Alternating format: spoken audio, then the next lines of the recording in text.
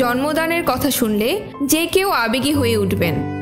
প্রাণী জগতে সে এমন এক মা যে জানে সন্তান জন্মদানের পর তার মৃত্যু অবধারিত।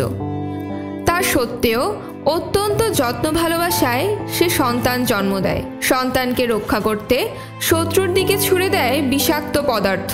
আসলে মা মানেই তার সঙ্গে জড়িয়ে রয়েছে একরাশ ত্যাগ, যিনি সন্তানের মঙ্গলের জন্য নিজের কথা একেবারেই ভাবেন না, এমনকি সন্তানের মঙ্গলে নিজের প্রাণ দিতেও থাকেন সর্বদা প্রস্তুত।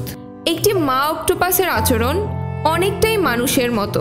মা অক্টোপাস জানে সন্তান জন্ম দেওয়া ও পরবর্তীতে তার দেখাশোনার জন্য তাকে জীবনের সকল মায়া ছেড়ে দিতে হবে। তার সত্ত্বেও সে শতকষ্ট মেনে নিয়ে নিজে সন্তান জন্ম দিতে প্রস্তুত হয়।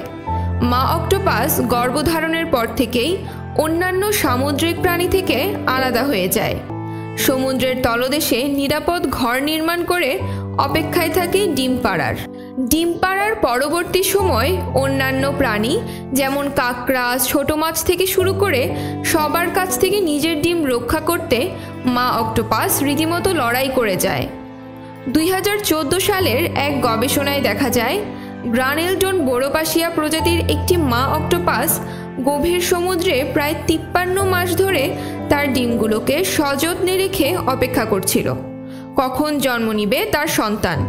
কিন্তু প্রশ্ন হলো, এখানে অক্টোপাসের মৃত্যু নিশ্চিত হলো কিভাবে? অনেকেই ভাবতে পারেন সন্তান জন্ম দিতে গিয়ে কিংবা শত্রুর আক্রমণে হতে পারে এই মৃত্যু। ব্যাপারটা কিন্তু তা নয়। প্রকৃত অর্থে মৃত্যু হয় পাহারায়। ডিম থেকে বাচ্চা হতে প্রায় কয়েক মাস সময় লেগে যায়, কখনো কখনো তা আবার বছরও পার হয়ে যায়। আর এই ডিম পাহারা দিতে গিয়ে সার্বক্ষণিক মা অক্টোপাস ঘরেই বসে থাকেন, ফলে নিজের খাবার সংগ্রহেও তার বের হওয়া হয় না। এই সময় অন্য কোনো প্রাণী কিংবা শত্রুদের হাত থেকে নিজের সন্তানকে রক্ষা করতে মা অক্টোপাস ছুড়ে দেয় এক ধরনের রাসায়নিক পদার্থ, যার ফলে শত্রুরা কিছুক্ষণের জন্য অন্ধ হয়ে যায় এবং হারিয়ে ফেলে স্বাদ ও ঘ্রাণ শক্তি। এবং ঠিক সেই মুহূর্তকে কাজে লাগিয়ে সে দ্রুত নিজের রূপ পরিবর্তন করে ফেলে। এই ডিম এবং ডিম পরবর্তী সন্তানের সুরক্ষা করতে গিয়ে একটা দীর্ঘ সময় না খেয়ে থাকার কারণে মা অক্টোপাস অনেক দুর্বল হয়ে পড়ে।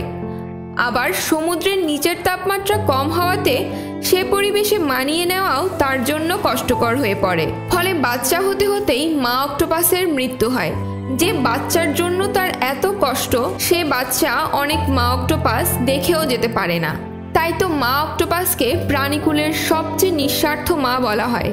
মা যেই হোক, মানুষ কিংবা প্রাণীর, সন্তানের জন্য মায়ের ভালোবাসার কোনো কমতি থাকে না। জাত ভিন্ন হতে পারে, কিন্তু পরিচয় একটাই, মায়ের ভালোবাসা। মায়ের মমতার ব্যাখ্যা কেবল মা দিয়েই হয়। তাই হয়তো পুরো পৃথিবীতে নিঃস্বার্থ ভালোবাসার ব্যাখ্যা খুঁজলে কেবল মাকেই পাওয়া যায়।